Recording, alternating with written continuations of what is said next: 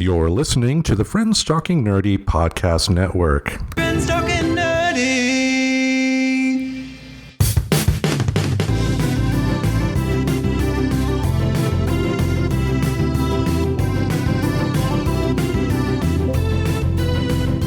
If your friends are nerdy and you are nerdy too, I want to talk to you. Friends Talking Nerdy. On a very cold, shivery, blustery day, it is in the teens outside in Portland, Maine. As we speak, Tim the Nerd and the Reverend Tracy are back with another heartwarming episode of Friends Talking Nerdy. How's it going, everybody? This is Tim the Nerd, and across the table from me, I have Her Holiness the Reverend Tracy. How are you doing? Yes, happy Love Month, everybody, because yes, it is, this will be coming out, actually today is actually February 1st that we happen to be recording this. This will, of course, release on Saturday, as always, and yes, we are being greeted with a lot of cold. There is some Arctic blast situation coming, too, so this isn't even the worst of it. We are going to be in the single digits and down to the negatives through this weekend. So that's going to get really real really fast. So negative 15, and then with the wind chill, they're mostly anticipating it to be negative 25. So I've never existed in anything that cold before. I mostly anticipate I'm going to be shut in. We had our H&R block tax appointment all booked, and then we changed it because it's on Saturday morning, and I guess the warnings I've gotten from, my long hauler Mainers, my coworkers, etc., is that it's not the roads that are dangerous, but it's the parking lots that can be dangerous. Because if it's been slushy, they brine the streets here, which is something that's kind of nice compared to Portland, Oregon, where they're so hyper concerned about the environment, they won't even look into it to see if there's a reasonable amount to use. They just kind of say, nope, not doing it. Here they brine the streets, but they don't brine the parking lots. So you can go places, but good luck parking there. There's actually a lot of businesses that are talking about closing too. And it's not that we're expecting any snow or rain with this. It's just maintenance of the parking lot, making sure people don't slip, fall, and hurt themselves, because that's even a liability issue. Mm-hmm. So yes, it's about to get really, really fucking cold, really, really fucking fast, and then it's going to be gone again and back up in the 30s or whatever. So yeah, like last week, I forgot to ask, but I'll ask again this week. Will I be able to borrow a scarf? Oh yes, you did forget to ask, and I was actually going to say, as long as I have some heads up, I think we can manage giving you a ride, even if it's to the parking lot, so you don't have to go the whole way. Yeah. Yes, but there's actually a scarf that Mr. Reverend knows is upstairs in that closet. Okay. That's in your room right now. So yes, you can borrow that. He's thought about it a few times, but he doesn't want to go in there and feel like he's intruding on your space. We are very polite people. We don't like feeling like we're going through anybody's stuff. Yeah. Even though we know we're not, we just don't like feeling like it even looks that way. Oh, we've got stuff you can definitely borrow. Cool. Very cool, yes. It is cold. Yes, very, very cold. For a second, I thought my ex-wife was in town. Zing. Anyway, it's so far a good week, mellow week. It was great this past week going listening to soundtracks on Tim's Tremendous Tapes. So listening to some songs from some of my favorite movies. Plus, I heard the soundtrack to the movie Dead Presidents, a movie I never heard before. But both of those soundtracks is kind of the American Graffiti of soul, funk, and R&B. What I mean by that, in terms of the soundtrack, now the American Graffiti soundtrack had virtually almost every big hit from the 50s and early 60s, apart from Elvis, that you could think of. So same thing with the Dead Presidents. If you've ever wanted to kind of dip your toes into soul, funk, and R&B from the 60s and 70s, but don't know where to begin, Dead Presidents soundtrack is where I would probably recommend going. Good to know. We know, I've mentioned a few times, I don't necessarily listen to a lot of music. I listen to Esperanto and reggae, and lo-fi beats are pretty much what fills my ears. Although, I will say, I remembered, you take a hiatus from listening to podcasts for whatever reason for a while, and then suddenly you remember all the stuff you used to listen to. And I gotta recommend very highly. Now, this is Saturday today, so depending on when you're listening to this, there might be a newer episode, but I would highly recommend the episode Wait, Wait, Don't Tell Me is a really great podcast. I absolutely enjoy that podcast.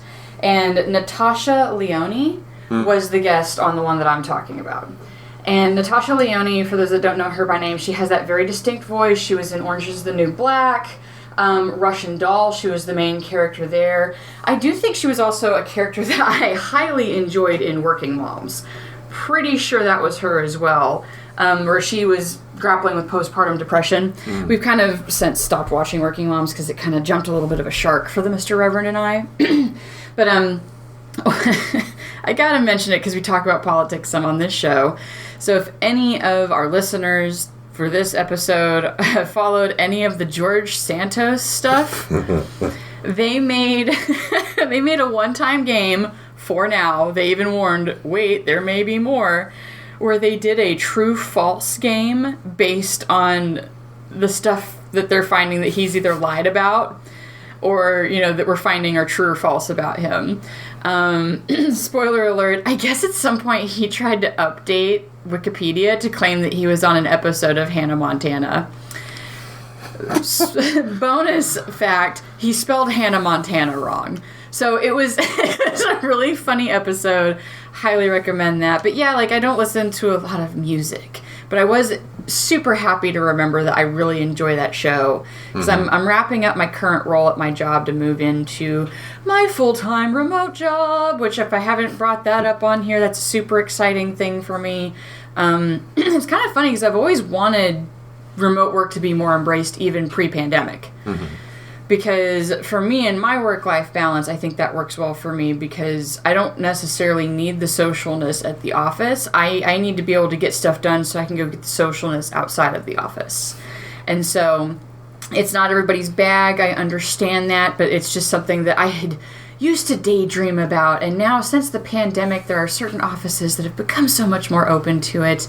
But yeah, trying to listen to some stuff to get me through my final week because, of course, I've wrapped up so many things, so I'm not starting any new projects right now. So it's just kind of getting through and making sure my bosses, who I've loved so much, are well taken care of as I move on. Speaking of that, there is another podcast that I discovered recently. That it was a podcast that used to be a TV show, Countdown with Keith Olbermann. Keith Olbermann actually has his show as a podcast form now. Now, granted, with as salty a character as he can be, a lot of the talk lately has been him grumbling, but I kind of like the fuck it type of attitude that he's had with the show because like portions of his show are always dedicated to stuff he promised not to tell in terms of other like news personalities that he encountered, but he's telling as well.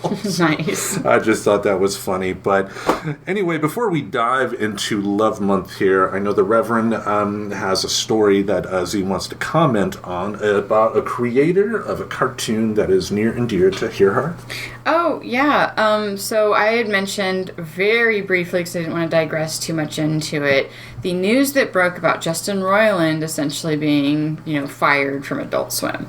Particularly Rick and Morty. I had even seen the tweet from Elon Musk because he did cameo as Elon Tusk, a character in, I think, just one episode. I don't remember if he was even in anymore. He was in, I think, the episode where they are satiring and making fun of like bank heist movies and stuff like that. And I'm pretty sure that's the episode he was in because we watched it somewhat recently, or I watched it somewhat recently, because every now and then I go back, and that is something I indulge in. It's actually a very popular thing to go back and rewatch things that you already know how it ends. It actually can be a soothing thing, as a side note, for people who deal with anxiety and depression. And a trauma response. And it can be a trauma response as well, but it also can it depends on how much you indulge in it, right? Like, if you're never watching new things, it's kind of a bad thing. But, but yeah, so that's one of those shows that I will tend to watch when I just want something kind of in the background of stuff. And it honestly was probably because of mourning my cat, to be totally honest, right? Because we all know that I went through that recently. So of course I'm going to indulge in a little bit of soothing behaviors. But yeah, it was funny because I totally forgot that Elon Tusk was a character, A, and that B, he was actually voiced by Elon Musk. So Elon Musk had brought up this tweet trying to claim that Justin Roiland was the heart and soul of the show. Now, I will preface that I'm going to share an opinion that might be unpopular right now. I know we've talked about cancel culture before, and unfortunately this is one of those things that I feel kind of gets me a little bit. Because he's being removed from shows, not because he's been found guilty of anything, but over allegations. Now, am I saying that I believe he's innocent? Not necessarily. I mean, I don't feel right to say either way because I don't know him personally. I wasn't there. I wasn't involved. I don't know the human either that, is making this allegation. Although from what I best understood last I read, she's trying to very much stay anonymous. Like, I don't believe anybody knows who he was in a relationship in 2020 when this happened. Right. But yeah, like, I get a little bit bothered by stuff like this because I don't like treating anybody as they are guilty when they have not been found guilty.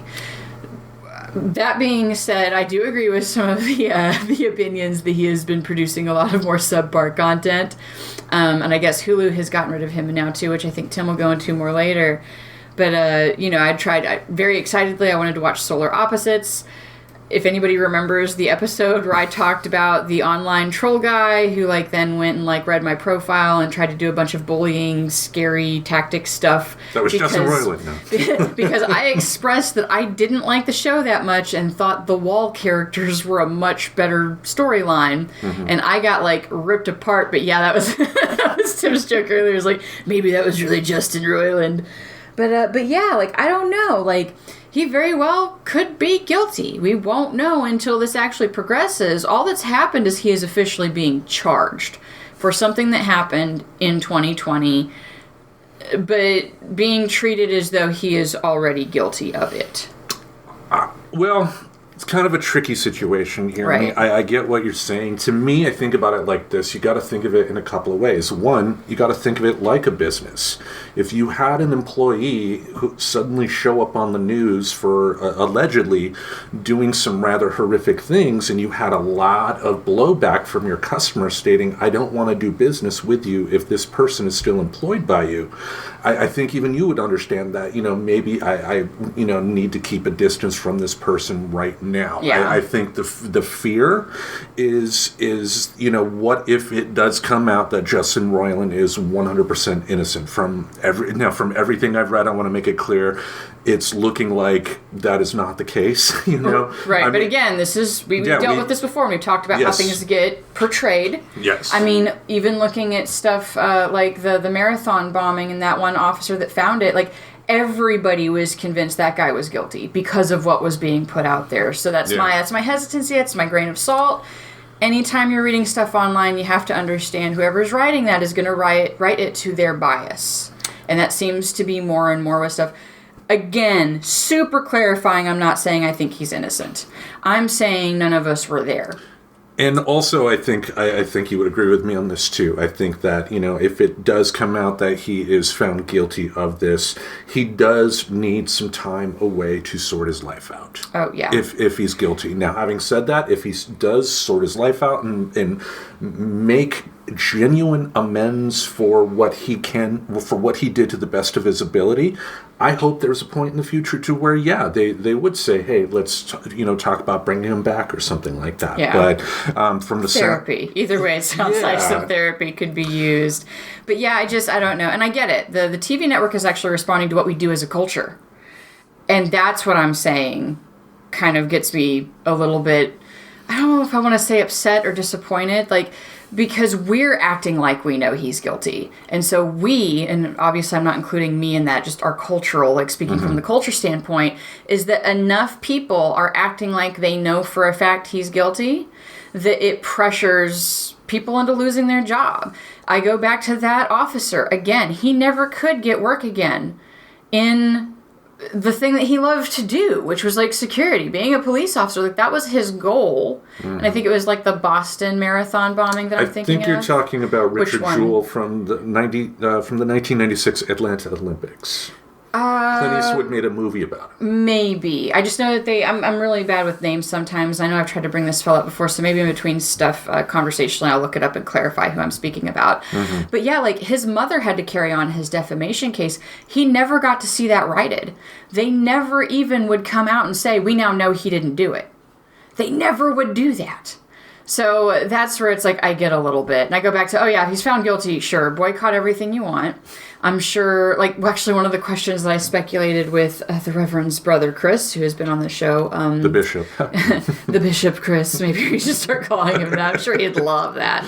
But I was speculating with him that, you know, he also did some voices for Gravity Falls. He did Blendon, who was the time traveler that the kids interact with in a few episodes. Mm-hmm. So I even speculated with my brother, Chris, like, I wonder if they're going to voice over him too, similar to what they did to Louis C.K. when he got, you know, he kind of came out as being guilty of doing these things and harassing these women. I actually don't even remember if he actually got formally taken to court. But enough women came out saying that he did lewd behavior. He did admit to it as well. The Louis C.K. thing, I don't think anybody ever really reported a crime for right, what like, he didn't have charges formally done. But people came out. He actually admitted to what he did. And I think that's also a little bit where there's some difference there, because he was able to go and do his own tour again. Like, I don't think he's been picked up by anybody again. But he has seemed to be able to make, like, a recovery from that.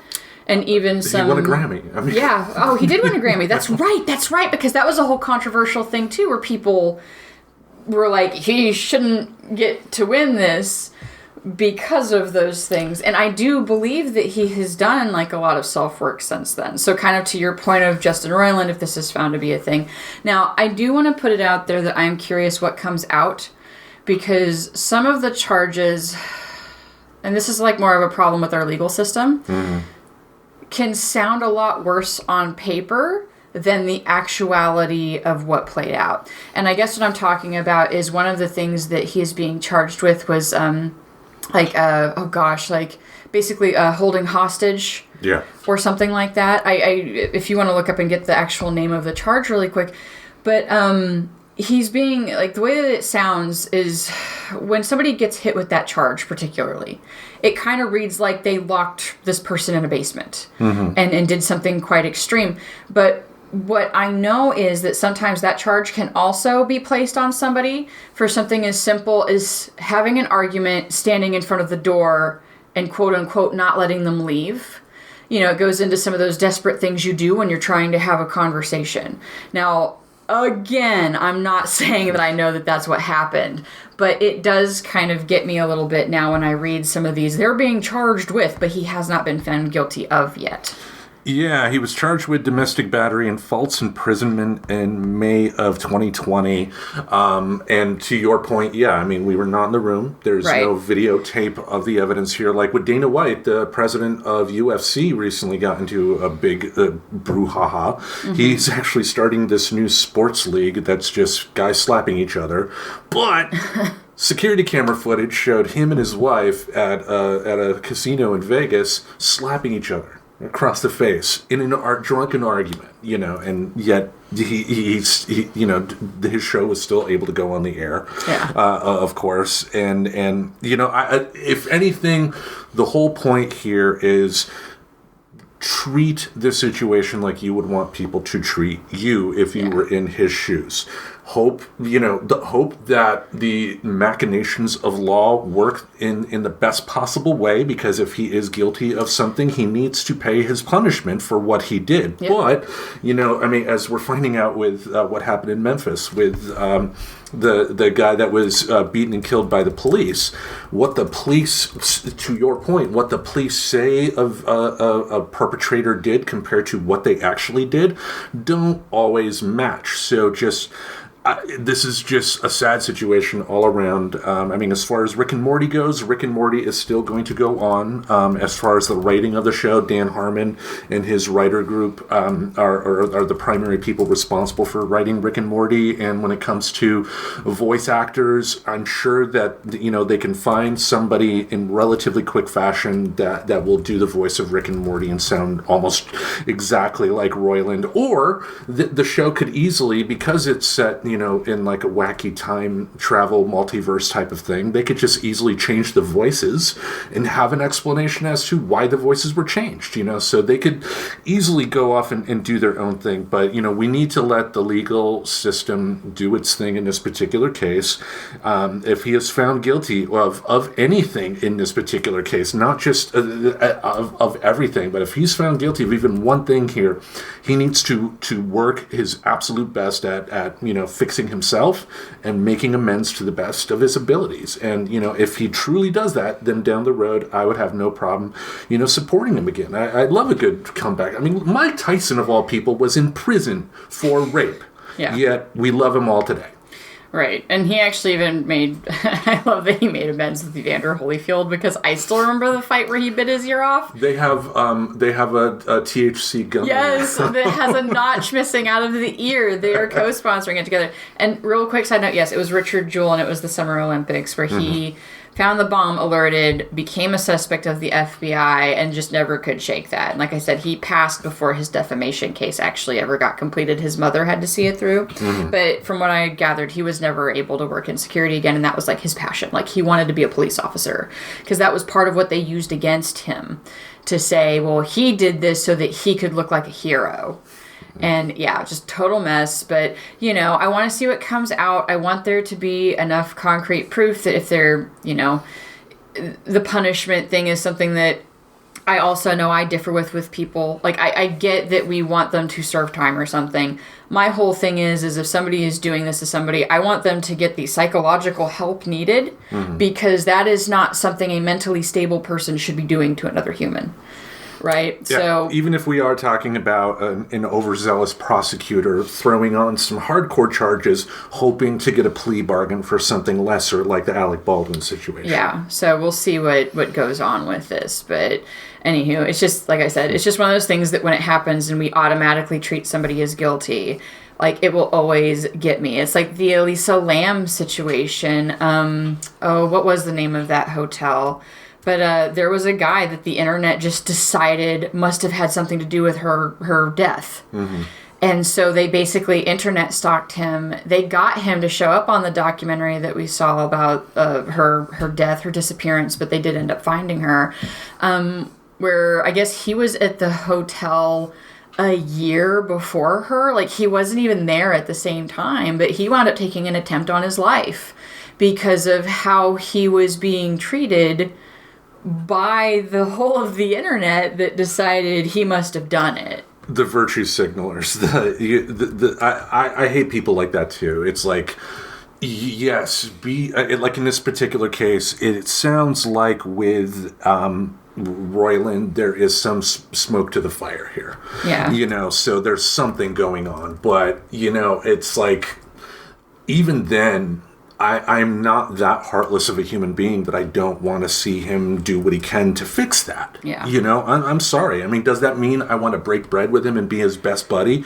Not really. Oh, no. Especially, like, there is some stuff that has come out with some lewd conversations with an underage girl. Ooh. Yeah. Like, kind of implying that she should consider going into sex work or something, like, when she's 18. Like, I don't remember. You guys can look that one up. It kind of came up in passing at some point. So I'm not going to say he's, like, a character of high moral standing, but I just will say, like, and it was the Cecil Hotel or wherever that Elisa Lam was found dead, and there was like a musician that people falsely accused of being involved in her murder. And at least Roiland could become like a member of the GOP House of Representatives. I mean, I think he'd be great there.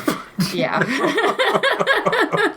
So anywho, like I said, I share that knowing that with some people it might strike a chord incorrectly. Please understand, my heart isn't necessarily of standing up for Justin Roiland. my heart is in the place of the Jewels of the world, or Morbid the musician, because that was his name. The musical name was Morbid. And, those things are what I don't want to encourage people to do. You need to let the system work it out. Yeah. Play out. Because they're going to have more proof that will never hit an article. Because that's just how that is. Not everything does come through. So I do hope that there's a good jury and that they find, whatever truths they are able to find. Inherently, these things don't have a lot of proof with them. So I do hope if it did happen, that there is enough to get him properly prosecuted and properly in some kind of system where he's going to be treated. Because I do believe in treating people over the idea of permanent storage and permanent punishment. Indeed. So with that, I think we will, give you any further updates down the line as they come, because, we're definitely both fans of Rick and Morty. So if there is any news like this, we will definitely bring this up. But let's talk, since we're in Love Month this month. Let's talk about love now. Yeah, let's talk, anyway.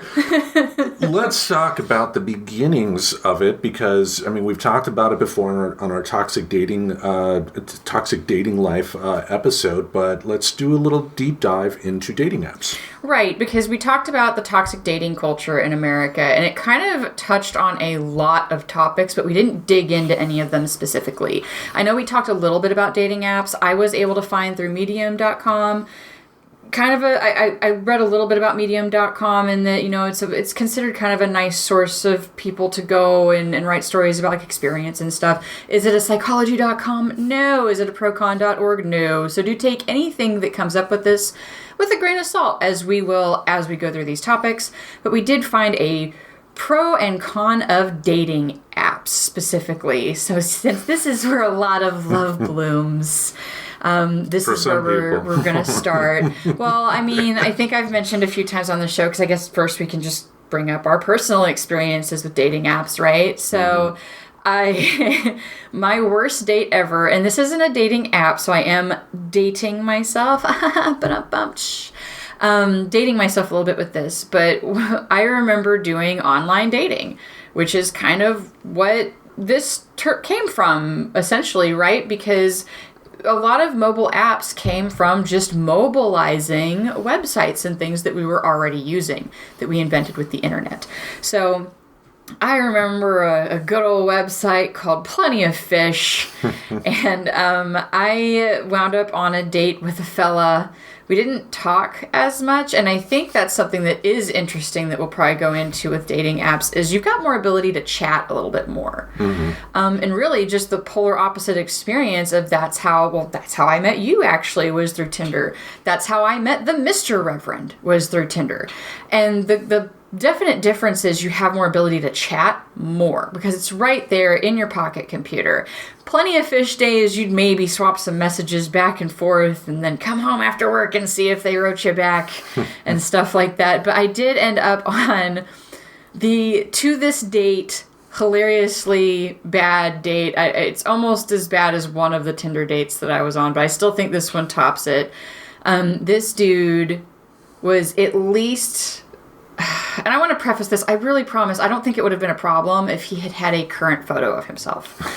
But it is quite jarring when you see a picture of somebody and they say, this is what I look like.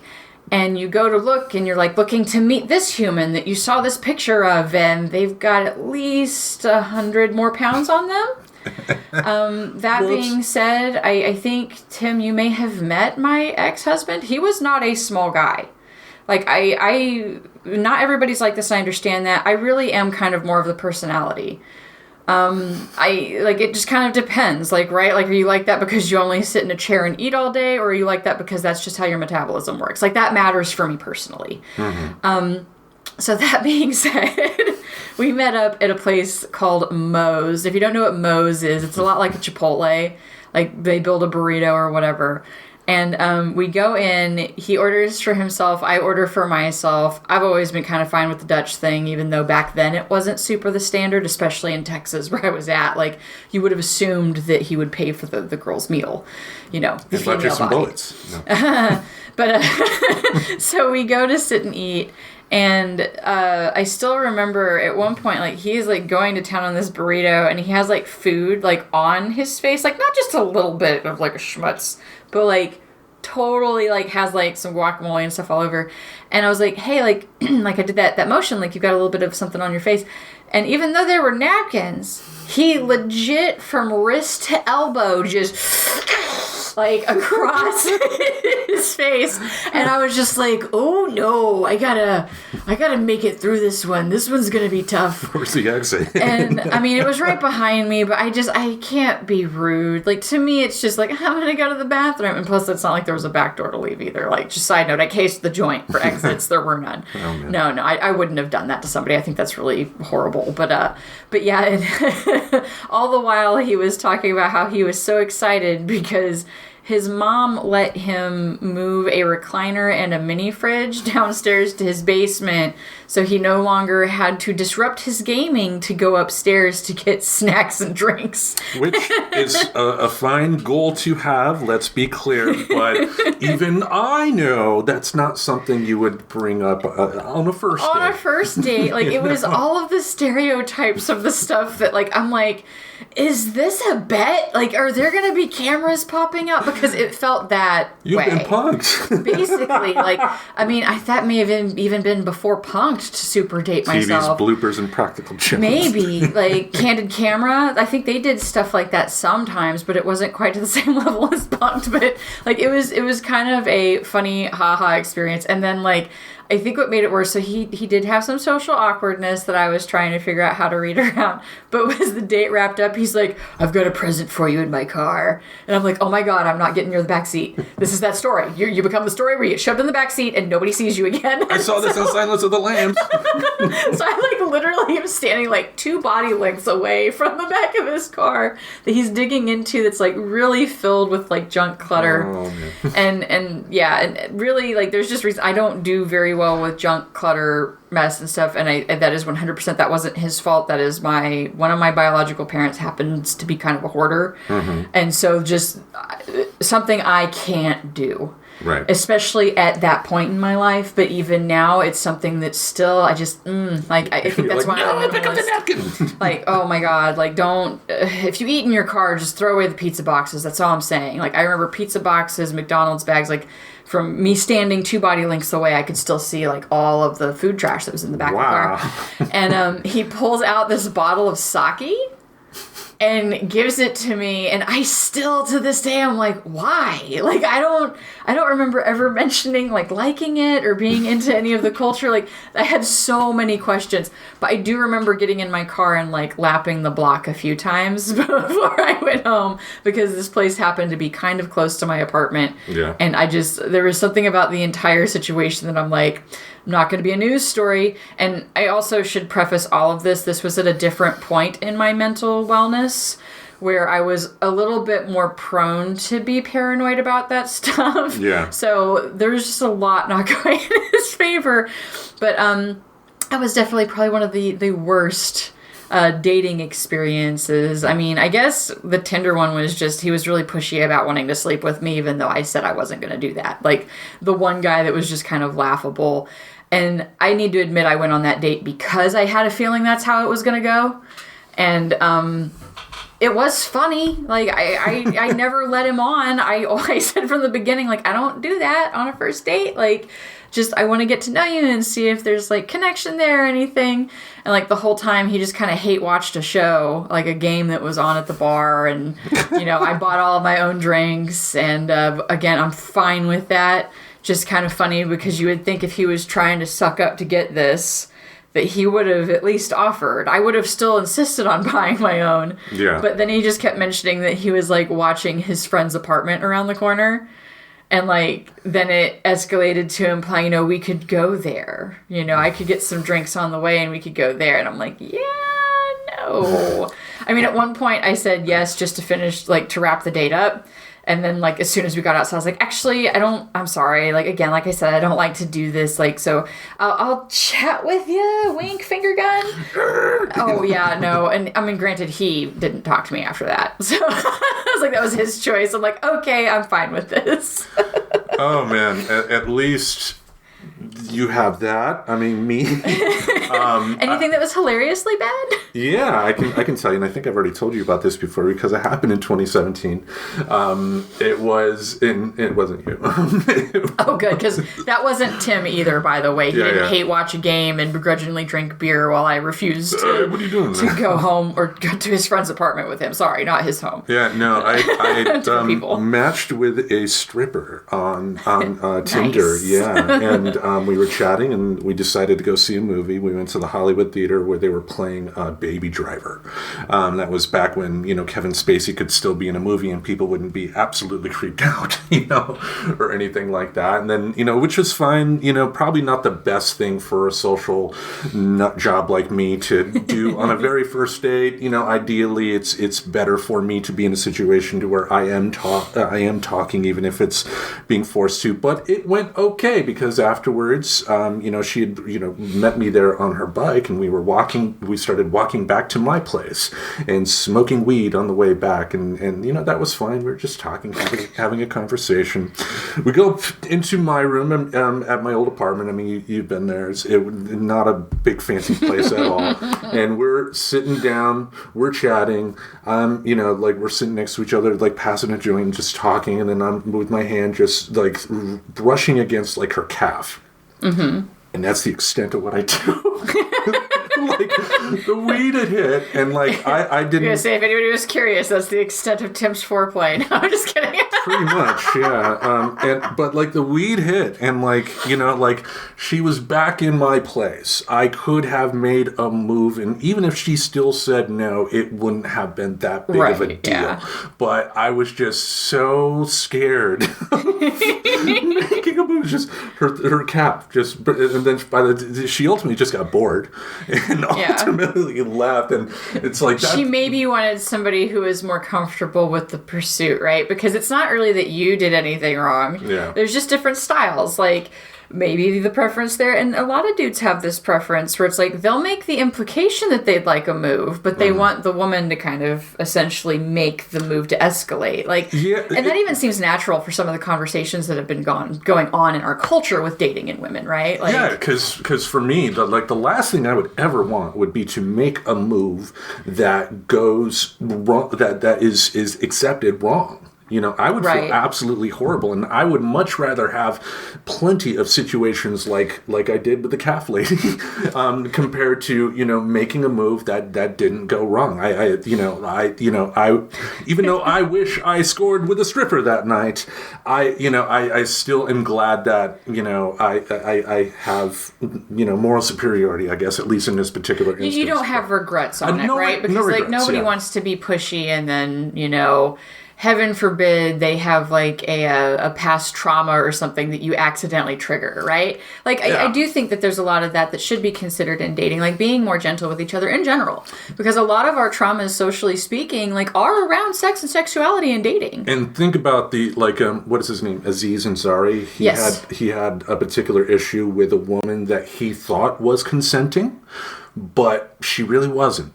And that's something to consider as well, because a woman in that particular situation, if her past is triggered, and this could happen to anybody really, just can freeze or go along. The fawn response is a very valid trauma response. It is something that I used to do. That is part of why I set the hard, fast rule, and am very clear that sex was not going to happen on a first date with me ever, because of knowing how susceptible I was to that. Now, I don't blame those people who did read my fawn response as a yes, right? Because when I unpack it, I didn't not only not say no, I did end up saying yes, because that is how it works. That's why sometimes when people who don't understand it, they mock it and call it a people pleaser. It is a very real thing.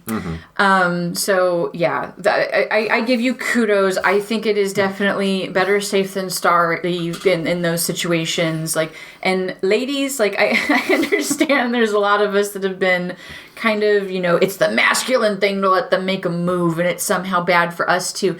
But if they're brushing on your calf, maybe do it in return and see if something gets, like a game of ball or something, right? Yeah. Like, see if something gets thrown back to see if it can feel more comfortable to escalate. Like, There's a really good TED Talk, actually, that I should find that talks about kind of our dating culture. And she wound up being raped by this gentleman. So I guess maybe we could put a trigger warning at the beginning of this because it got a little deep. But but what I loved about them is they wound up healing and going and doing co-TED Talks together, talking about the culture that led up where he thought he was totally in the clear and cool to pursue the sexuality, and where she, like her experience, and I always thought that was a very fascinating TED Talk. It was very eye-opening to our dating culture for me. So, that being said, I think you did the right thing. As much as you would have loved to have fallen in love with a stripper that night. I mean, that was my chance, Jim. In love with the stripper.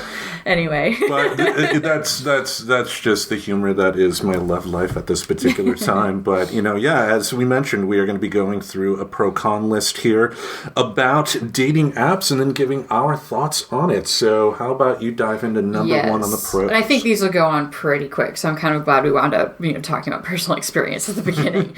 So number one, it is convenient. From finding friends to your soulmate, dating apps have made it all very easy and convenient. All one has to do is download an app, put up a few good pictures, I'd recommend current ones, and the right information to attract the perfect one. With all options available on phone, there is hardly any need of being social to find that perfect one. I really don't like that they're calling it the perfect one because that just hinges too close to the whole soulmate thing, which I think really undercuts the work required to make a relationship work. Yeah. But overall, like finding somebody that fits for you, if you want to replace perfect one with a good fit. Right? Because, the Mr. Reverend and I weren't like, we got together and angels sang and there's never been an argument. Like, hell no. We've had our arguments. But the difference is we stuck through them. We talked about them. We unpacked them. We talked about how we both could improve. And every time we've come out stronger at the end. But being able to find the person that fits you, right? Like, I needed somebody who is willing to get outdoors with me. I need people, like I mentioned, the clutter thing is a problem. Like, I have things that I know are needs, especially nesting, living with somebody, that it made it easier to find that. And plus, like, as far as the convenience and comparing it, my joke about the current photo, that's even easier now than ever because our phones are essentially cameras. Like, to be fair and to give some credit to this gentleman, back when this happened, it wasn't the same. We didn't have the ability to take photos all the time. But, I guess in hindsight, a little heads up would have been nice. That he didn't look exactly the same as that photo. But that is kind of 150 pounds ago. Yeah. But nowadays there's even less of a reason because most of us do have the smartphone and the technology. And obviously if you're using an app, you likely have a camera on your phone. And as far as convenient, I like the fact that it did mention finding friends. Because one, we would not have a podcast if it weren't for a dating app. But two, Correct. Think about Bumble. Bumble, the dating app, also has a separate thing to where you can just look for a friend. Nice. You can also look for a business acquaintance too. So they're taking the ideas behind dating and applying them to just, going out and reaching out. And also too, as far as convenient, when I first started using dating apps, I did love the convenience too, as someone who is painfully shy, awkward, anxiety ridden and whatnot. It's convenient there because it's just swipe, left, right. Yeah, it's not as, and they never know. Like, I still remember there was this one dude. I could probably find the photo. He was on top of one of the little peaks or some hill in Oregon, buck-ass naked.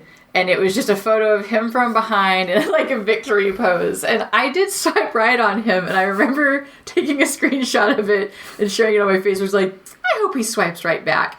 So that's the only one that I kind of like, okay, well, he must have swiped left. So womp womp. But but it does give a little bit of that anonymous feeling, It's not quite the same as like when you reached out back in the day on a website and you kind of knew you were being rejected. Like, it kind of gives a little bit of that separation too. So the convenience with the social stuff, I totally understand that. Because with the algorithms, there's a chance that he may not have even saw your profile based on, for any number of reasons. Like if he was slightly out of your range. He should have. because that was what the Mr. Reverend and I talked about. Because, like I'd mentioned, we met, which is still hilarious because I was like giving up on the whole dating app thing. And I only did it. The only reason I saw his profile was I happened to be on the train at the time and close enough within his range. Mm-hmm. But then I continued on well past into Hillsborough at the time. And so when we talked about it later, he said, oh, you must have had it on while you were on the train because mine was set to such a short distance.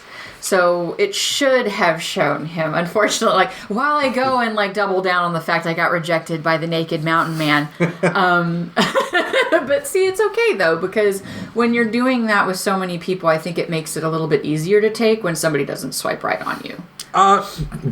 Yes and no. I mean, I think, well, also, yeah, I'm a female-bodied person, yeah, right? Yeah. Like, on the app. So that I can only speak to that experience. I can't speak to the male experience. So I got to throw that one out there. It's different for us. Yeah. So, con number one. Con number one, stigma. Joining a dating app comes across as an unsafe and desperate option for many. There is an unfortunate stigma attached when people on dating apps are looked down upon, mainly due to some apps having hookup image. This has been changing gradually with the emergence of a few clean apps lately. People are becoming more comfortable joining dating apps to find true love. I get the stigma. I've heard it in terms of people, thinking, people on Tinder are only looking to fuck. And like... Yeah, I guess that's kind of true. I was going to say, I didn't really feel like there was a stigma to it when I finally got on it. But I got on it kind of later, like, because Tinder and stuff, like, came up, like, I had been dating. Mm-hmm. Like, I never needed to, like, go meet somebody, because for a little while there, I kind of had, like, the friend group where I guess somebody was interested in me, and, a relationship would end. I'd still be hanging out with my friends, like, not really looking to date because the relationship had just ended. And then, lo and behold, they would say, hey, like, I've always kind of thought you were cool.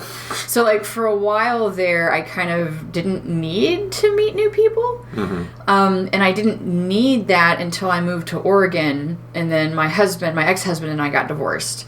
But I didn't know anybody. I didn't have that friend group. Yeah. So it was like, in a weird way, I was oddly excited about it. So I don't know, maybe because, when was that? 2017. Mm-hmm. So maybe by then, some of that had kind of washed out. Like, more people were kind of encouraging me to do it than treating it like a desperate thing. So that's interesting to me. I mean, granted, I don't have a huge social circle myself, so maybe, my friends do have much more negative stigma on it than I do. But, everybody I knew, even on the most, anecdotal way, if they were single, they were on a dating app, and Portland, Oregon, too, kind of like being the home of the world capital of polyamory in a lot of ways. There's some bad poly, but that's a side note. Yeah. So I'm recovering.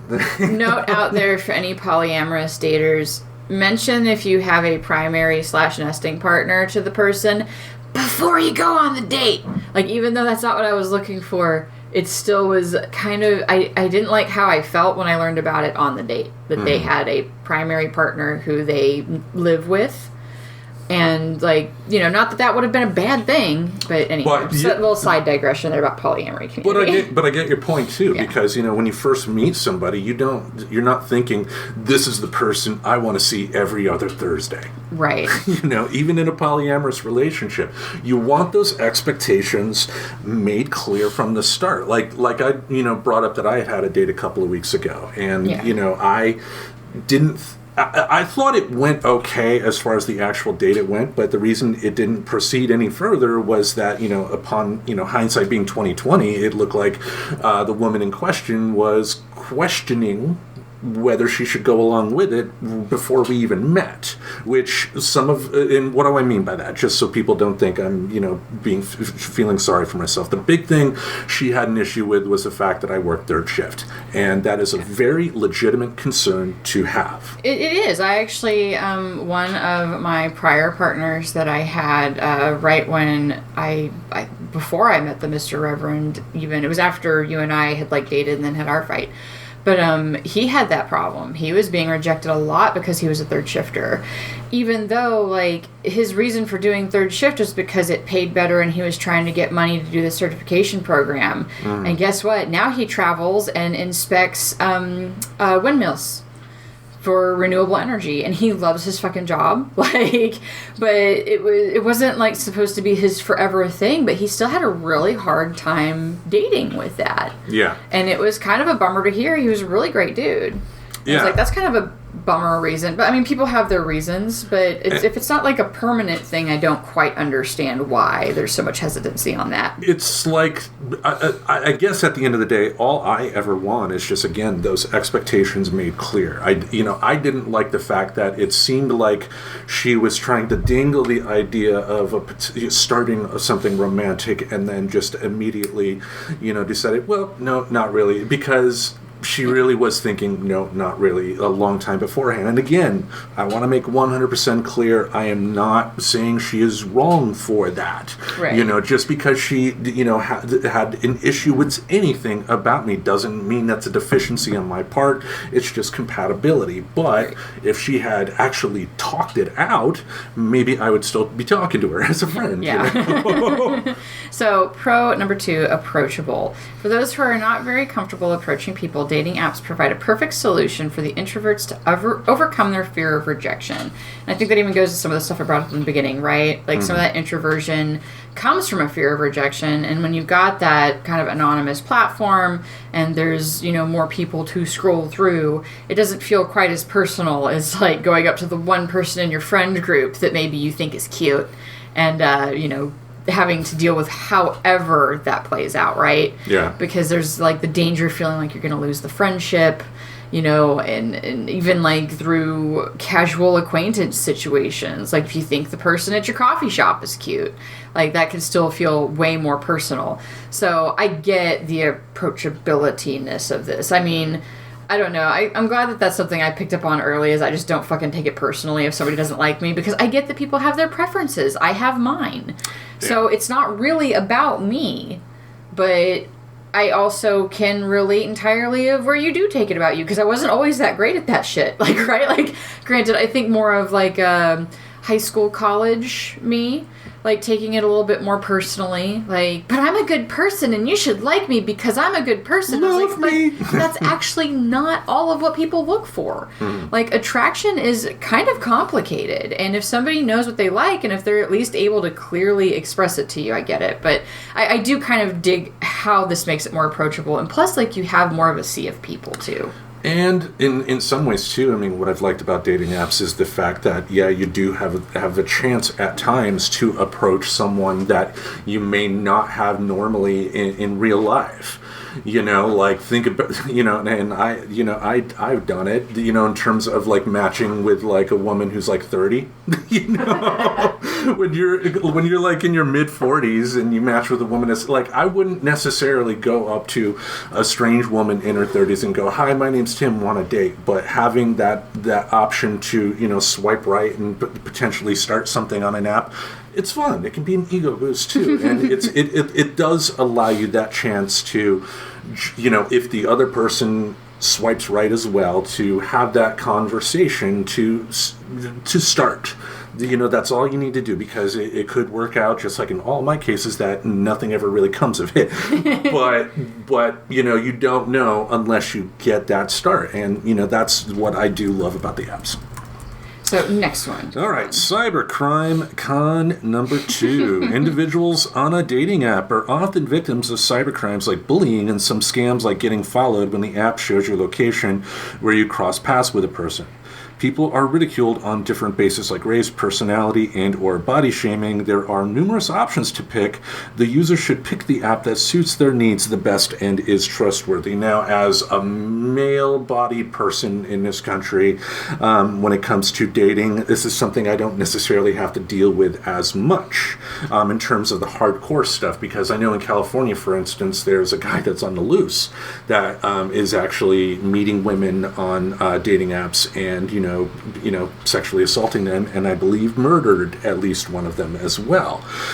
So there is that to think of. Also, there are other type of scams as well. There was someone I matched with that all of a sudden wanted to talk about cryptocurrency, and no, I'm not matching to talk about some fake, a thing of money or something like that. So there is definitely, crime out there that is, that is happening because of dating apps, whether it be on a horrific scale, like people getting physically hurt or killed, or if it's about people getting like their money stolen or something like that. Oh yeah, big one is the Tinder swindler. They just did a documentary not too long ago on this. It's one of those ones that, of course, Mr. Reverend, and I consumed.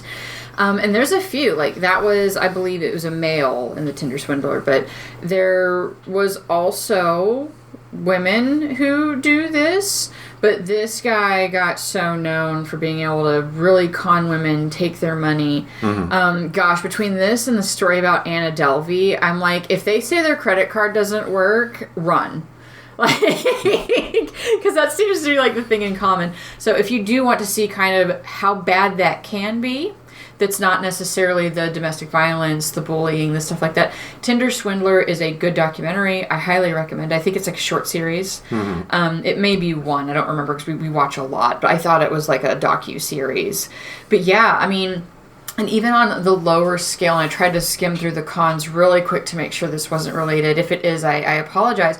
But I had a little bit of a thing happen. Granted, it wasn't to these levels, but I did have a situation where I went on a few dates with a fella. Mm-hmm. We wound up one time deciding, hey, let's go catch a hotel room in downtown, right? Ooh.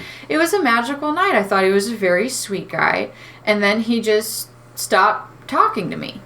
Complete cutoff, right? Which is almost kind of a weird trauma in its own way, especially once you have progressed to like having sexual relationship with somebody. Mm-hmm. Because it's like, God, was I bad?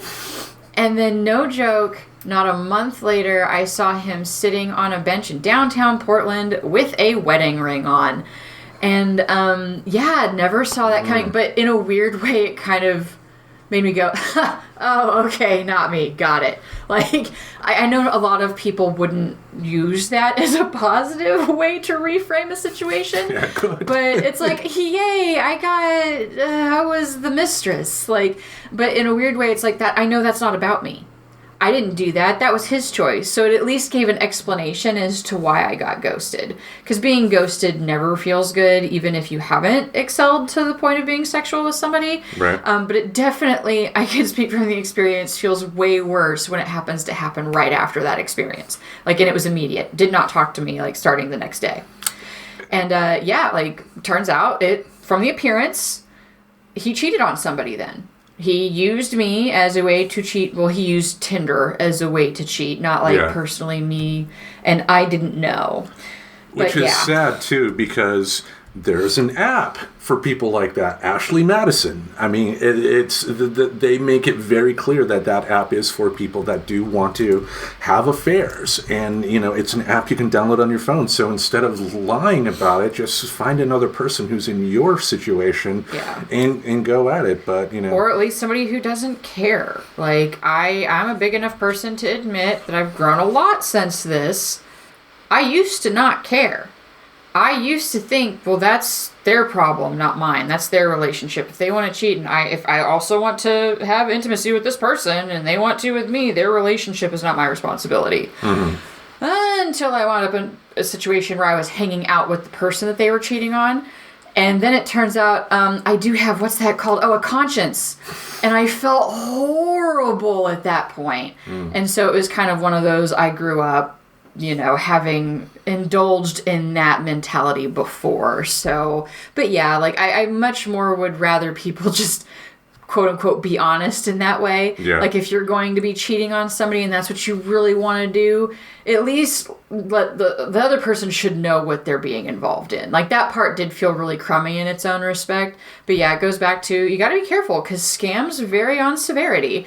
And in a way, that kind of betrayal, it wasn't financial and it didn't ruin me in any way long term, but it still sucks that happens. Yeah. Indeed. What is the next pro? So next pro is versatile. Dating apps are not limited to class, caste, behavior, and other factors, as they allow anyone and everyone to join and look for their partner. It allows one to look for someone from college to workplace and all of that just on an app. So yeah, like that's kind of that perk, right? Because especially as an adult, and if you've moved away from like your hometown and stuff like that, you don't always have social groups to meet people in. Mm-hmm. Granted, that's going to be one of my opinions at the end of the day of this is instead of doing apps, I kind of have the preference of go find a group that does the things you do. If you're an outdoor person, there are a number of meetups. Discord is now being used. I know there's one locally in Maine for Get After It, where they have it like all separated by like skiing and snowshoeing or hiking. Like you can meet people who are in your interest, and plus, hey, look, if you meet somebody that is attractive to you and you're attractive to them, you also know you have a common interest. So that's kind of a cool way of doing it. Yep. But that's not accessible to everybody, and I understand that. And sometimes your thing that you're interested in doesn't have a big pool. So I do kind of really agree that I like dating apps in that sense of being like this tool to expand like who you can meet. It does kind of make me think of oh gosh, it was Act Like a Lady, Think Like a Man. Oh gosh, who was that written by? He's like a comedian. Steve Harvey. And he wrote this book, and I read it a long time ago. It was even I was starting to reframe like how to date in our dating culture. Yeah. And he said something like how, and it wasn't the apps back then, it was a little bit more like the dating websites, but basically saying that our access and ability for this versatility, our access to this versatility means like you don't need to stay in a shitty relationship, which, you know, a lot of people feel compelled, like they have to stay because who else is going to like me? And I still remember there was this part of the book where it's like, I don't care if you're big, if you're small, if you got a gap between your teeth, like if you've got like a snaggletooth thing or a big nose, like you can find more people who are into you just by having access to, like, back then, internet dating. And of course, with this being more convenient form of that, it does kind of expand that some. So definitely agree with the versatility of it. And yeah, I mean, there are some dates I've gone on with women that, you know, I probably would not have if it was just me trying to, you know, summon up the courage to ask them out. And, you know, so, I mean, there is that as well. And so I this is what I agree on. I agree. Yeah, I agree with this pro. Pretty straightforward. Let's dive in, and we've already touched upon this a little bit. Number 3 here, dishonesty. There are often individuals who fake their job, personality, or their existence in totality. It is easy to fake identity and get genuine people to believe on an online platform. Some apps, however, have a strong verification mechanism, so one should always be diligent while communicating on the app. And, you know, maybe you can speak to this more. I don't know if this is something that, you know, for female-bodied people is going to be something that's you got to think about a little more. But, you know, as far as dishonesty, yeah, I mean, you mentioned already the person with the picture who's heavier in real life than what the picture. Right. Still giving it context at the time that maybe that was his most recent. But yeah, like this has happened. Like I want to say that yet again, Netflix documentary. There was I want to say he was a gay male, and he had used like a girl's picture to kind of instigate some conversation with people. I tried to see if I could find it really quick, but I've not been successful. Maybe it was something that we watched on Hulu. But yeah, like that level of dishonesty kind of sucks, especially if it's on purpose. And it's kind of harder to give that benefit of the doubt now because of mentioning the story from the beginning with my experience. You know, back before, because that would have been before 2009. So not everybody had smartphones. I think like the hippest thing then was the Razor flip phone still. Or maybe like a BlackBerry. Or and like some that, people maybe had some Android phones, but I don't remember getting my first Android until I moved to Arizona. So, and that was in 2009. So this was well before then, because I think this would have had to have been like 2007, 2008, because it was before I moved back home, which was the last place I went before I left the state. But yeah, like it's less, it's hard to give it the benefit of the doubt anymore. And definitely when you've got people who are lying about their job, lying about it sucks that people feel the need to lie about the income that you make because you're going to find that out real quick Yeah. if, you only have enough money to take your date to like a local diner and have a burger. Yeah. And they're expecting, oh, he has a six-figure salary. We're going to be doing this, and this. And yeah, I mean, I get trying to hype yourself up. Like on some of my dating profiles, I won't put my job. I'll put my job as podcaster, but if I am asked about it, I'm going to be 100% upfront and say, this job is not something that is paying the bills for me as of yet, so yeah, you're not, if you're dating me, you're not going to be getting that lavish podcast lifestyle, but it's, you want to be honest, and, especially too, I can imagine, with some of that dishonesty, being a female-bodied person probably a little more scary too, because if the guy is 6 foot tall, 250 pounds of all muscle, and he's lying to you to try to get in your pants, who knows what else he'll do, I found it. It's untold, so it wasn't its own standalone, so I was having a problem with it.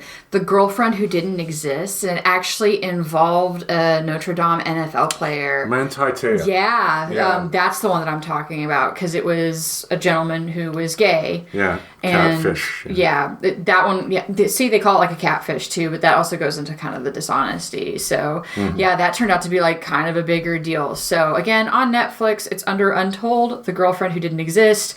Quick little two-parter mini-series thing. So if you're curious about that one, highly recommend that watch as well. I feel like the Mr. Reverend and I just like watch all of the most like, well, that fucking happened. Like, we're not as fucked as that. yes, we're not that fucked up. So moving on to pro number 4, it's confidence boosting.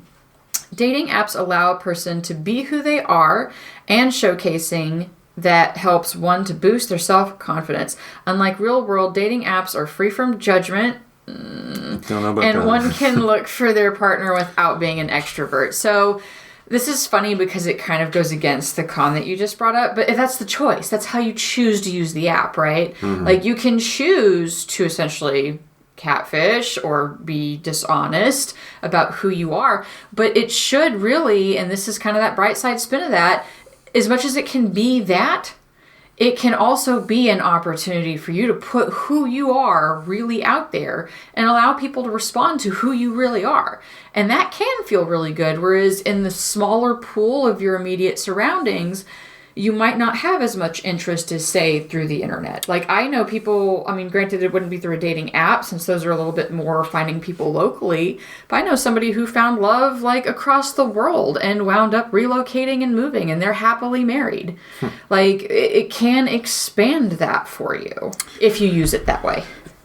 Yes, but, and I we've talked about it on previous episodes too. The experience, I mean, in theory, I agree with this because, yeah, there have been times where I've swiped right on women on dating apps that I thought would never swipe right on me, and they have, and we've had wonderful times. And that is great for confidence boosting, but being a guy, on a dating app, when you have Tinder where 80% of the users of Tinder are male and 20% are women, the algorithm is not going to put guys like me at the top of the list. They're just not. And it's and maybe in like 2017, 2018, I could have, spoken a little bit more positively about the confidence boosting because, online dating apps today are much different for guys than they used to be a few years ago. So again, in theory, yes, you can come across somebody that you didn't think you would ever have the chance to meet. They meet, and then they meet you, and then your confidence is, up in the clouds. Yay, look at me, type of deal. But it does depend on a lot of things at the end of the day. Yeah, totally. And I think like this pro isn't necessarily saying like people's chosen reaction to you. Like it is confidence boosting to even put your real self out there. Even if people aren't necessarily responding to it as much, or you're not meeting that person that otherwise you don't feel like you'd ever meet. But being able to be yourself is still confidence boosting. So I guess that's how I took it a little bit more then. Well, but I don't agree with the free from judgment thing because I'm sorry, anything social media and online, I don't think that's ever going to be actually genuinely free from judgment. And people will definitely have their opinions no matter what. I mean, you know, just for whatever reason. So yeah, again, in theory, you know, there is confidence boosting that can occur for guys, but you know, sometimes not. And you know, I think, especially someone like me, I you know, sometimes you do have to kind of pull back your usage on that and not have to focus your attention on boosting your confidence in ways that you really have no control over. You should be boosting your confidence in positive ways to make yourself happy. Because I think back to me, like I've been thinking a lot about me and how I've got here. And I think a lot of it, you know, stems from, you know, after my divorce, I kept trying to look for someone and look for someone and look for someone. And wasn't healthy. That wasn't healthy. I wasn't comfortable. I'm not comfortable in my own skin, but maybe I need to be in order to, you know, get those confidence boosts again at this particular point. Because like right now on a dating app, it's like, well, she'll never date me. She'll never date me. She'll never date me. And I do want to throw it out there, you know, women do struggle with this too. Just because there's more of them on those websites doesn't really mean that every single woman that's on there is getting that level of validation. It's got its own algorithm for the hotness factor. Mm-hmm. I know I've spoken to a number of my female-bodied friends who have struggled, and a lot of it they feel is around their physical looks. So there is kind of on both sides of that little bit where it can feel very stifling. But I still go back to, I think it feels better to be able to put your genuine self out there and allow people to see you. Mm-hmm. And it's less self-conscious doing it in person, I guess, if that makes sense. But yeah. And this kind of ties in with the next con here, so I will go ahead and read that. For self-doubt. Many individuals join a dating app with the hope to find their partner or someone they can build a relationship with, but the failure of that leads people into self-doubt and depression. Just believe in yourself. A photo matching app is biased on looks. There are options where apps focus on relationships more than looks.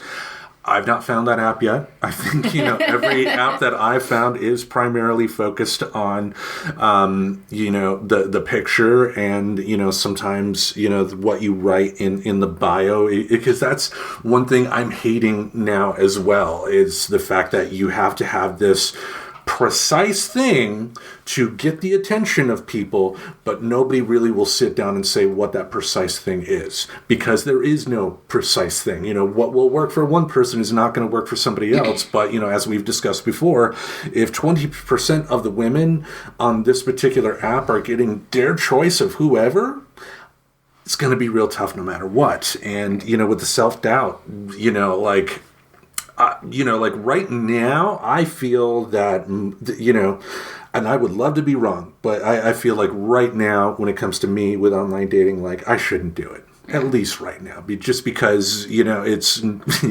not going to go good. You know? Right. And maybe this, like, some of this is going to lead into, like, the last thing you talked about, too, is, like, some of the chosen solidarity stuff that I wanted to try to talk about this month. Mm-hmm. Because, you know, Love Month can also be about self-love, too, right? So there's that aspect that we can go into later. Indeed. So the final pro, anonymity. I think I actually said that right. That's one of those words that I feel like I fumble over. Anonymity. You don't want to be like Daffy Duck. Anonymity. It's Finding Nemo, right? Anonymity. Anyway, so dating apps allow one the freedom to choose who they want to talk to, and if they misuse the channel, only can easily report or block them. So, like, that's we've kind of touched on that a little bit, where I talked about, I mean, even the anonymous nature of, like, not necessarily remembering or knowing who you swiped right on to know if they've rejected you. Yeah. I'm still waiting for you, Naked Mountain Man. If you're out there. No, I'm not on any of those apps anymore. Like, because like I had mentioned, me finding the Mr. Reverend was an anomaly where I just got really frustrated and went, fuck it, I want to see the end of Tinder. I just want to run out of swipes once. And I did. And then I went, yeah, but it would be rude to delete it right away, right? And so we wound up talking. That's literally the only reason I met him. So it's still kind of funny today that I only met him because I gave up. But yeah, like kind of that anonymousness to it is kind of great for multiple reasons. I do think that that's also where that self-confidence boost can come from, because it's anonymous, but not in the sense of, right, because you can still be yourself. Granted, you're not putting all of your demographic and information on there, but you're allowing people to kind of see who you are as a person as much as you choose to, because it's up to you to build that profile honestly, but it still has a little bit of that anonymous nature to it. It's not as personal. Yeah, and I think the power in that, too, does come with those initial texting back and forth, because, I remember one time I started off a conversation by sending a GIF, silly, hi, how you doing? And then the person, respond in words. I'm like, bye. It's like, all right, bitch. Yeah, just like, wow. And, there was that woman that we led the toxic dating episode on, the woman I encountered on OkCupid that had the most inane beliefs on dating in America today. But that's a different story. At least they felt open and self-confident enough to just be clear about those feelings. Yeah. But yeah, that's the risk you do kind of take, right? With being honest about what you're looking for, is it gives that person the right and responsibility to go, this isn't for me. I think I probably would have had the same response, because I use emojis a lot, because text is inherently bad at conveying things accurately. That's where I love emojis. I use them a lot talking to my stepkiddos. Yeah. Because I think it makes it more clear, especially if something could potentially be read as harsh, put a smiley face on it to make sure it's damn clear that just providing feedback. Exactly. You can, from, chatting with me for all these years, I will litter my, text with both emojis and GIFs throughout to make that point, because words alone typed on a screen don't always give the impression. You could write something and think it's a joke, but the other person, for whatever reason, could read it and think this person just ripped into me for no reason, when slapping on an emoji or a GIF could easily make the person say, I get it now. Yeah. Yeah. All right, last but not least, the last con here, distance. As dating apps are easily accessible, one tends to use it while traveling, which leads to meeting individuals around the world, making one doubt if long distance is worth the time and effort or not. And this annoys me, especially with OkCupid. I stopped using OkCupid because of this, because they would intentionally... one, you can only limit, the amount of people that you can potentially meet up to a minimum of 5 miles. It can't be any lower than that, which, for someone who does not have a car is kind of important, But what they would do is start, throwing, like in Maine here, they would start throwing people in New Hampshire, people in Massachusetts, just they may be nice people, but what is... theoretically, I could match with them and, start a relationship. Long distance relationships, as you've already said, are a thing, but they are much harder to start. They are much harder to maintain and keep going over a long period of time. And I have a hard time with person-to-person relationships these days. So, doing the long distance thing, period, is just even tough. So, It's weird, the distance, how that can mess you up at times. I want to say they can be harder. I do think that it kind of takes a groomed mentality, and that's something that often needs to be self-groomed to make that something that can be workable for you, especially if you're more used to traditional dating. That being said, I kind of understand why they would try to match you in New Hampshire. And that is everything to do with you've gone from Portland, Oregon population density to Portland, Maine population density, which is not even close to the same number of people. In Portland, Oregon, a 5-mile radius, especially from the places you frequented, way more humans, way more single humans. Here in Portland, Maine, not so much. And even then, I remember the Mr. Reverend had somebody from college that was considering coming out here and working for the same firm that he does. And one of the reasons he chose not to take the job was he was looking at the population demographics. There aren't as many young people here. And he was single. He was freshly single, and he wanted to be able to date. He knew that was important for him. Yeah. So I totally understand. And that being said, just to encourage you to give it a shot, Tim the Nerd, who's to say the person in New Hampshire doesn't love coming to visit Portland all the time and find reason to come here a lot? Like, I don't know, like, I do totally get the distance thing, because you don't want to put that onus automatically on them, but that could be a choice that they're willing to take. Just a devil's advocate this con for a second. Well, to be clear, I'm responding from past trauma, you know. Oh, yeah. Like when you are told in a date that, you know, why don't you have a car, you know, like, and for folks that don't understand, in Portland, Oregon, you could have a full-time job and not have a car and have it be okay, because the public transit system in Portland, Oregon is pretty damn good, whereas Portland, Maine, different story. It's not terrible, but it's not to the levels of what Portland, Oregon is by any means. And some people, you know, do have a biased opinion about public transportation as well. I mean, it's not going to be something. I wouldn't say to a date, let's catch the number 2 bus and go here. I would at least take a lift, you know. But, meanwhile, I met the Mr. Reverend literally at the transit center, like in Oregon when we met for the first time. But no, different. It is a very different attitude over here.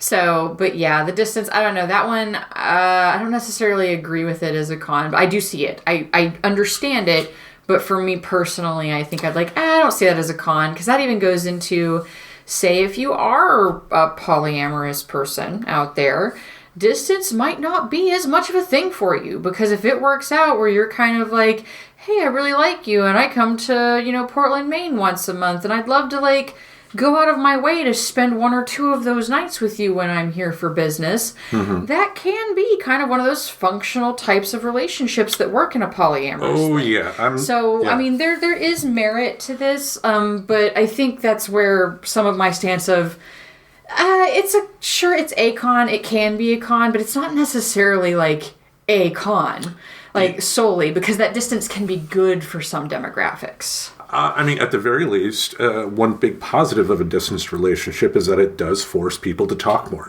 You know, you're not in a situation to where, you know, you're letting all of the oxytocin and all the other stuff go nuts in your head, to where you're not laying the foundations of what a good, solid relationship should be. Yeah, communication, is another thing that becomes very key. And if they're not doing that, well, then of course that relationship's not going to work out. And really, aren't you dodging a bullet then? Because if they're not willing to communicate in a distant situation, and let's even play it out in pretend world. Let's say it's distance for now, and it's not always distance, right? Like me and my first husband, granted, yes, that marriage did end up failing. For anybody who didn't catch the whole X part there. My first husband and I, we met right before he moved to Portland, Oregon. But we also knew that I had already had an interest in moving up to Portland, Oregon. Like, it was a place that I was kind of wanting to go. I was going through some weird crap. This was the restraining order time period of my life with the ex that, you know, I'd mentioned him in the gun episodes, because that's where that came up, was restraining orders, not necessarily meaning that they take away guns, etc. But yeah, like, I was going through that. And that's something I look very fondly at, was we talked every day and we worked on that communication, and that was a beautiful thing. And then I knew I was going to relocate. That being said, you know, if somebody is in New Hampshire, who's to say they're not down to relocate to Maine, or vice versa, somebody relocating there to New Hampshire from this area. So I don't know. And then at least you can build it on that foundation of actually like grooming good communication with each other. Whereas, see, that can almost be a con of local dating. Yeah. It is so easy to just go and sit and watch something and then sweep right into intimacy, right? Which is, I think, a lot of that trap that people get into, is they think sexual compatibility means intimate and romantic compatibility, and when that's not the case. It should be the last thing. I mean, exactly. Like, meanwhile, we kind of have a culture that is, granted, I'm not saying it's a bad thing that we embrace people being sexual earlier on. It's not always bad. But I think when you replace grooming good conversation, like, you think how courting used to work, right? Like, it used to not be where you slept with people right away. So you did talk more. You wrote letters. You texted. You talked on the phone, like, as that kind of progressed, right, in the technology world. But now it's like, I can see where that could be a potential con of close by dating, is that you're not doing those communication steps and learning those things about the other person. Next thing you know, it's just kind of become a routine to be partnered with this person, but you never groomed the good communication. And I think that's where sometimes relationships inevitably do fall apart, but it takes a long time to fall apart. So I don't know.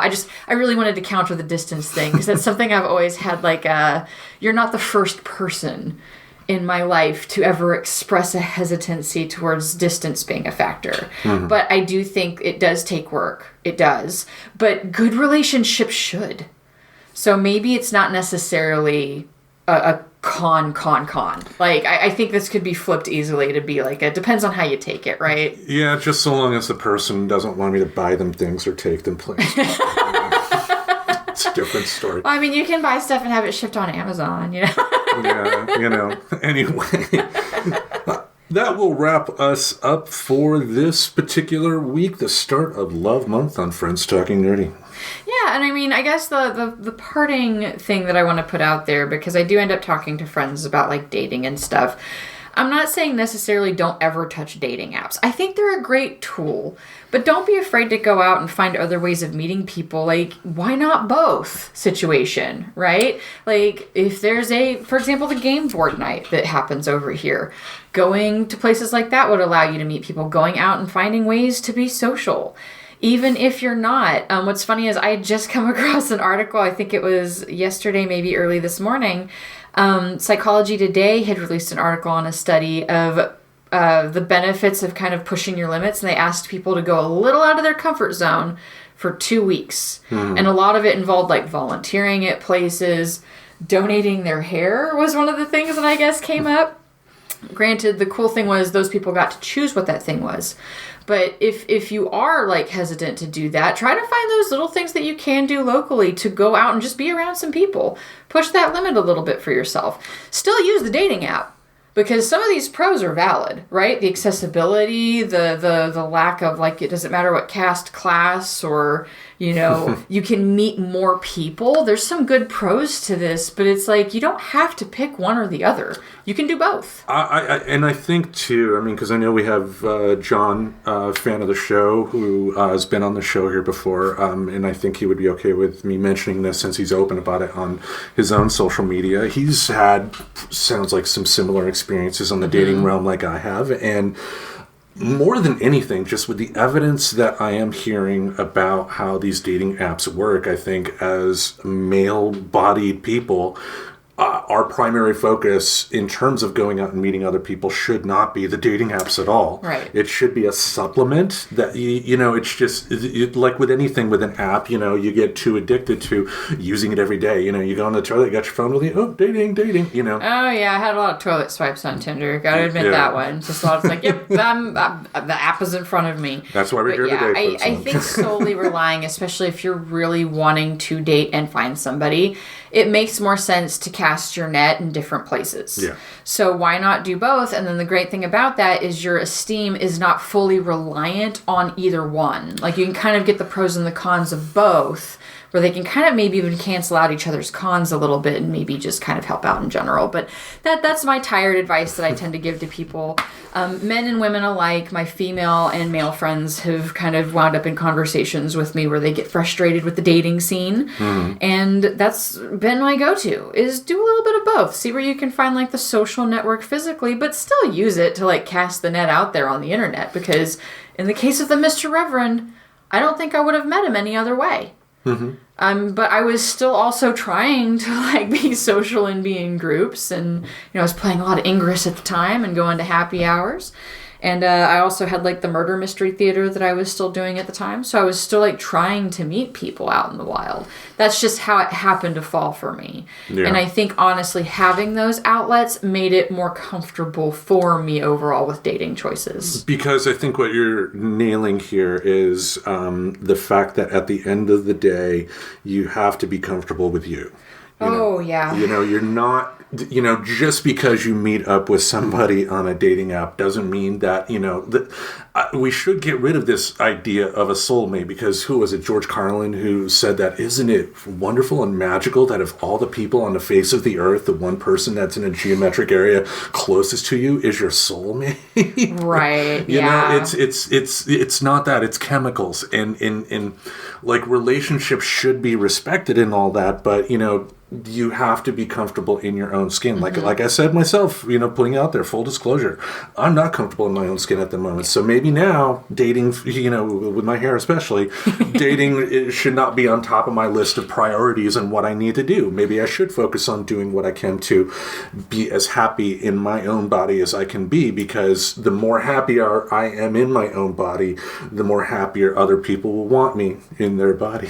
Well, there's also that whole, you're setting yourself up for more success, right? Because a bad date is far less crushing on a genuinely confident version of yourself than it is on somebody, on the version of yourself that's like really relying on this person to like you, to feel validated.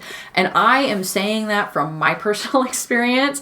Again, I used to be that kind of person. Like, really. I used to be the kind of person that guy who ghosted me would have totally wrecked a prior version of me. Mm-hmm. And even discovering it, like, why that was that it seems like he cheated on either, maybe he was trying to get it done before he got married, because I guess that's still a thing out there, or he just took his wedding band off for those dates and was already married. I don't know, and I'll never know. I think that still would have wrecked a prior version of me. Yeah. But because I had spent some time kind of grooming the self-confidence and the self-healing and the required shadow work and self-work, that's not easy. It's not. I'm not going to pretend that it is. But it was worth it, because it made me better for dating, not just for other people to experience me, but also my experience when things didn't go well. So speaking from experience of somebody who used to be very fragile and easily shattered in these situations, chosen solitude has a lot of merit. And maybe I can try to find something where we can spin into that next week. Yeah. And talk about how that can be really important. Don't let Valentine's Day make you feel like you have to find somebody. Because sometimes that somebody you need to find is you. Yep. God, that was the lamest thing I think I've ever said, but but it is true, right? Like, sometimes that person you need to find and that you need to love is yourself. Because at the end of the day, and a lot of guys do need to hear this, you are not entitled to have a person in your life. If I walk out of this house today and get hit by a bus and that's it for me, that's fine, and that doesn't mean my life is a failure because I didn't have a woman by my side, right, or anything like that. I'm not defined by the people who I have in my life for the most part, but you have to work on you. You have to work on you. Absolutely, and it's not even just for you; it's also for that person you're trying to date too. Indeed, for their sake. Indeed. Well, that is going to wrap it up here for us this week. Check out the next episode of Tin's Tremendous Tapes on Thursday. As we record this, the nominations for the next Rock and Roll Hall of Fame class will be announced. Not the actual people being inducted, just the people who are being voted on. So depending on who is on the list, I will be featuring some of their music on the show this week. And then, as always, each Saturday we'll have something in this podcast space to entertain your ear holes. Until we meet again, we bid you adieu. I'm still looking for you, Naked Mountain Man. Mon ami. Subscribe to Friends Talking Nerdy on iTunes, the Google Play Music Store, as well as Spotify. Remember to support Friends Talking Nerdy on Patreon. Goodbye, darling.